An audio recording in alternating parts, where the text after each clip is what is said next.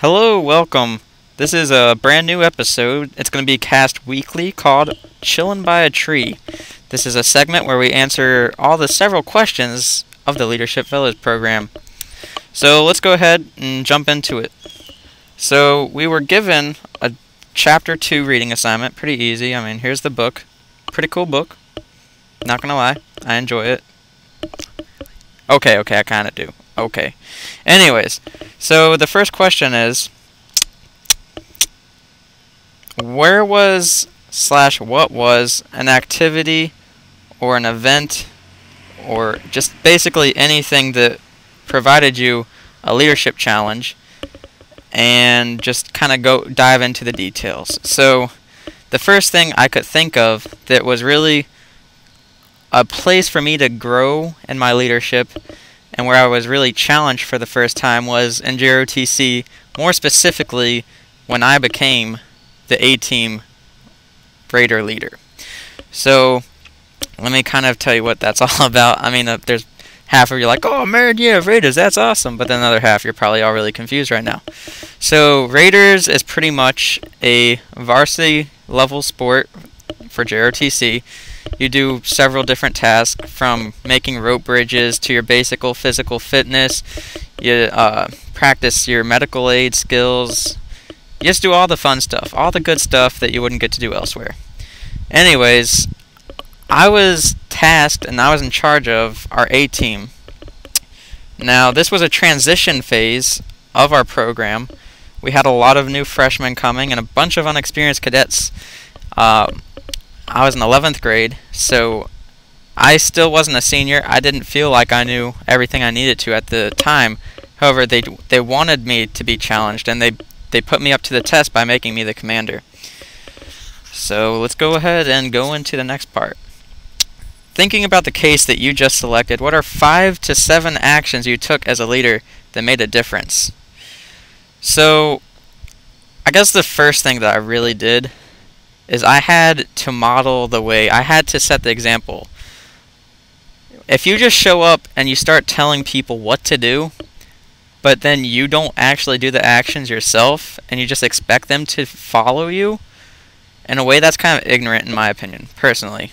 But I had to go 110% every time we had practice. If I was feeling bad, it didn't matter. I had to be there every practice and set the right example. Don't goof off. Don't play around. I was there to train. And I was there to show everybody what the right way was and what that looked like. The second thing I'd probably say I did was I tried my best to provide a vision for the team.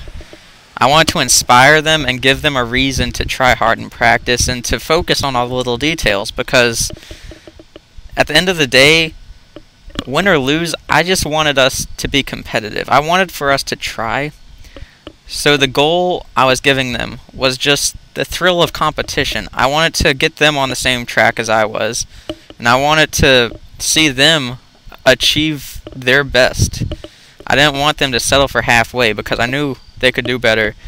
And by pushing everybody towards the goal of trying and pushing everybody towards the goal of winning as a team, just coming together as a unity, that was a hard task, but I feel like it helped. Another thing I did was I kind of enabled others. I'm kind of a passive leader in a way. Like, you might think I talk a lot because of these video logs, and it's like, whoa, Kane, you talk all the time. Look at you, you're talking for like 5 minutes straight. Generally, I don't talk this much until you really get to know me a lot, and then I'll open up a little bit. But I kind of use that to my advantage, and I started giving people opportunities who might have had ideas, who might have wanted to pitch their 3 cents in, and I gave them that opportunity. And because of that, whether it be for better or for worse, over time I feel like it allowed other people to really get a feel of what it was like to be a leader without necessarily having to have all those responsibilities. And also gave them an opinion to better the team, because 5 ideas are usually better than 1 idea, I guess. I mean, really just getting everybody's, what's the word? Getting everybody's input gives you more ideology? Yeah. You get what I'm saying. You get it. Yeah. Another fun task that I got to do was encourage and lead others simultaneously. Now you might be thinking, Kenny, how is that even possible? Like, you're trying to uplift people on one hand, you're trying to show them what's good, and you're trying to cheer them on even if they're doing bad. I'm going to be honest, we did that a lot. But somebody just ran by. Now there's a car behind me, driving real slow. Alright, anyways, back to business. Okay. So you have to keep everybody on an uplifted key and make them feel good about themselves. But you also want to push them in the right direction. You don't want to just be like, yeah, good job if they're doing really bad. But you don't want to make them feel bad. So one thing I had to do as a leader is kind of find the happy medium. Be like, oh, good job, but hey, here's something you can do a little bit better next time. And probably the last thing I guess I did was I kind of experimented a lot, and I took a lot of risks at the competition that maybe we should have just planned better in general, but like, okay, for the competition we went to, we had been practicing on trees the entire time. We get to the competition, they want us to make a rope bridge on telephone poles. Now how are you supposed to make a rope bridge on telephone poles? You put the rope up and it would just slide right on down like a good 5 feet at least. It was ridiculous. Anyways, I had to make the call that we needed to put the rope up higher and plan on it sagging and going down low. Like, we had never done that in practice, but I guess in the end it was my call. And I took the risk, it paid off. I don't think we won that competition necessarily, but we didn't do bad either. I mean, we came together, pulled it off, did a good job. Alright, so the next question. What were 2 or 3 major lessons that you learned about leadership from this experience?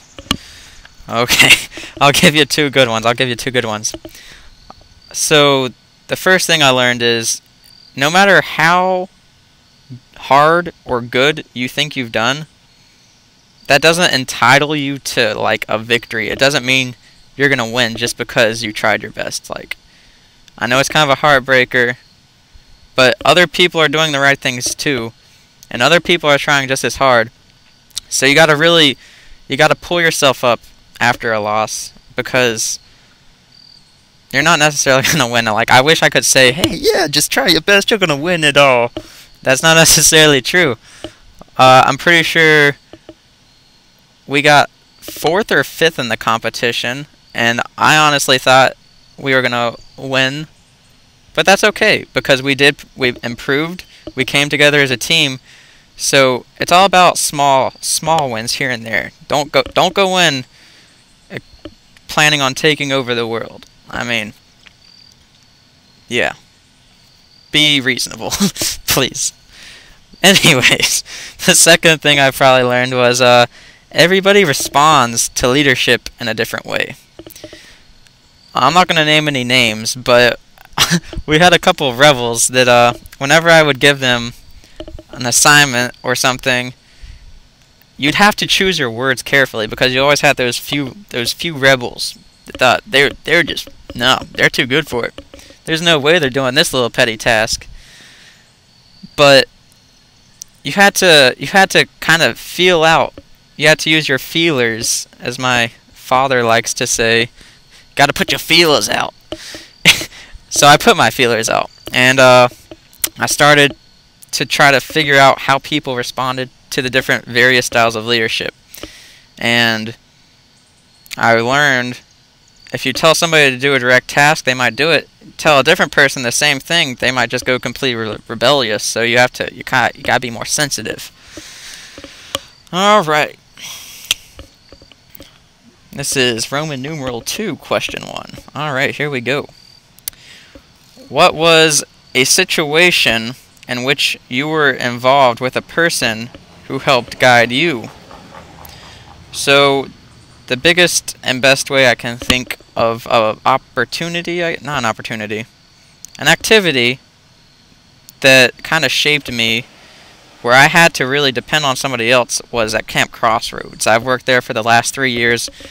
It's always a great time up there. You can always feel God's Spirit directly. It's an amazing thing, and I would recommend everybody to go check it out sometime. It's awesome. No, really. Go do it. It's cool. Anyways, but the people who really kind of like, I guess, helped lead me when I was really down and didn't know what to do was the leadership team. They were all like big brothers, big sisters to me, and always had advice, and they were great. Good job, guys. Anyways, so how did this person make you feel? What were 3 words you would use to describe how you felt or how they made you feel about yourself? So the 3 words were important, respected, and encouraged. You all just made that happen through, well, I'm about to get to there. It's question 3. What did they do to make you feel that way? So for starters, they always set the example.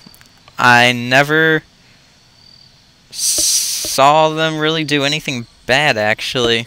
I'm not saying they're perfect people, because as we all know as Christians, in a spiritual sense, none of us are perfect. I never saw them mess up, though, so good job on that. And they were always right there beside me, and when we were digging ditches, they were digging ditches, and they didn't slack, in my opinion. They did a great job. Mosquito is biting me right now. That was painful. Trees. I love them. Anyways, another thing they did was they envisioned the future, and they kind of made me feel excited about what I was doing. Like, they'd remind me week after week, kids are coming here to be saved. You have to be just as energetic because this is their 1 week. And I took that to heart, and I got really excited to just be that impact in their life, and they really just helped me share the future with them. Another thing they did was they always sought, I think it's sought. They sought feedback from me for personal improvement. So they didn't act like they're better than me. They wanted my input. And another thing they did was they built trust. They did tons of games, activities, and just through their other actions, I really felt like I could trust them, so that was good. And then finally, they celebrated the values and successes we had week after week. Like, whenever we had to save a camper become saved, we would all cheer, we'd all come together, and they would, even if we didn't, they'd help inspire us. Like, you guys did a great job this week, keep it up. And they were always just there encouraging us. So that's that. And finally, we are at Roman numeral number 3, the last one. Hooray! I'm probably not going to edit this just so everybody knows, because we're at 13 minutes. And if you watch this all, cheers to you, good sirs and ma'ams. Cheers to you. Okay, anyways. Think of at least 3 people and make notes to yourself in the space below. What was their relationship to you? Okay. What was the context in which you knew or interacted with this person? What is it about this person and his or her actions that made you think of them as a personal leader? So, the people I have in mind are, 1, my dad. If you're watching this, love you lots. Hope you're doing well. College is going great. 2, probably, oh man, I forgot his name. This is bad. Oh no. But he was a youth minister in Kentucky that I had. He did a great job as a youth minister and kind of gave me a role model, I guess, to follow. His name might be Alan. I think it's Alan. But he was always right on cue. He was awesome. He was a great youth minister. He's my role model of what I want to be like in the future, kind of. Because I want to be a youth minister, in case you didn't know that, after college. If you're a church, holla at me. And number 3. Several names come to mind. I'm not going to name them all. But just the teachers I've had over the years, they've all been pretty good role models to me. Some a lot more than others. But yeah. And their interactions with me were as a leader, a teacher, and a role model. I saw them in school, at home, at church, and they were always uplifting, wise, and patient with me. Those are probably the key characteristics I'd give them, and that's why I looked up to them so much. Yes.